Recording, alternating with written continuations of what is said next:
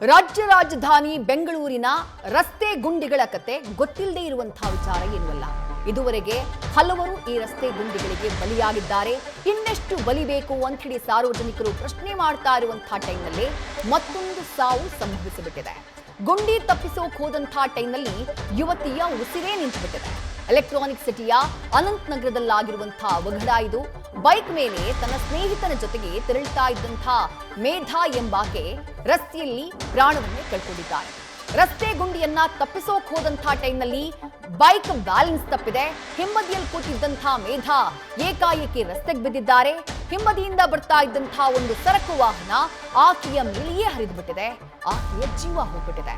ಇದು ಸ್ಥಳೀಯರ ಆಕ್ರೋಶಕ್ಕೆ ಕಾರಣ ಆಗಿದೆ. ಸ್ಥಳದಲ್ಲೇ ಇಪಿಎಫ್ಒ ಉದ್ಯೋಗಿ ಮೇಧಾ ಉಸಿರು ಚೆಲ್ಬಿಟ್ಟಿದ್ದಾರೆ. ಮೇಧಾ ಸಾವನ್ನ ಖಂಡಿಸಿ ಕುಟುಂಬಸ್ಥರು, ಸ್ಥಳೀಯರು ಪ್ರತಿಭಟನೆಯ ಹಾದಿಯನ್ನ ಹಿಡಿದಿದ್ದಾರೆ. ಎಲೆಕ್ಟ್ರಾನಿಕ್ ಸಿಟಿಯ ಅನಂತ್ ನಗರ ಬಳಿ ಸಂಭವಿಸಿದ್ದಂತಹ ಅಪಘಾತ ಇದು.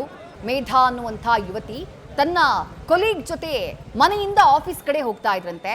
ಹಂಗೆ ಹೋಗ್ತಾ ಇದ್ದಂತಹ ಟೈಮ್ನಲ್ಲೇ ರಸ್ತೆನಲ್ಲಿ ಅದೇನೋ ಗುಂಡಿ ಇತ್ತು. ಆ ಗುಂಡಿಯನ್ನ ತಪ್ಪಿಸೋದಕ್ಕೆ ಬೈಕ್ ಸವಾರ ಈಕೆಯ ಸ್ನೇಹಿತ ಪ್ರಯತ್ನವನ್ನ ಪಟ್ಟಿದ್ದಾರೆ.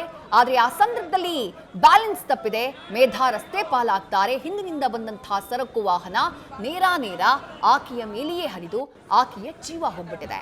ಯಾವಾಗ ಈ ಘಟನೆ ನಡೆಯಿತೋ ಸದ್ಯ ಸೋಷಿಯಲ್ ಮೀಡಿಯಾದಲ್ಲಿ ದೊಡ್ಡ ಮಟ್ಟದಲ್ಲಿ ಮೇಧಾ ಸಾವಿಗೆ ಸಂಬಂಧಪಟ್ಟ ಹಾಗೆ ಅಭಿಯಾನವನ್ನ ನಡೆಸಲಾಗ್ತಾ ಇದೆ.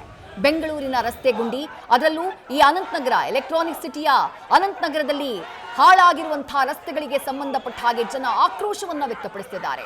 ಕೇವಲ ಕುಟುಂಬಸ್ಥರು ಮಾತ್ರ ಅಲ್ಲ, ಸ್ಥಳೀಯರು ನೂರಾರು ಸಾವಿರಾರು ಸಂಖ್ಯೆಯಲ್ಲಿ ಸೇರಿ ಬುಧವಾರ ಸಂಜೆ ದೊಡ್ಡ ಮಟ್ಟದಲ್ಲಿ ಪ್ರತಿಭಟನೆಯನ್ನ ಮಾಡಿದ್ರು. ಆಕ್ರೋಶವನ್ನ ವ್ಯಕ್ತಪಡಿಸುವಂತಹ ಕೆಲಸವನ್ನ ಮಾಡಿದ್ದಾರೆ.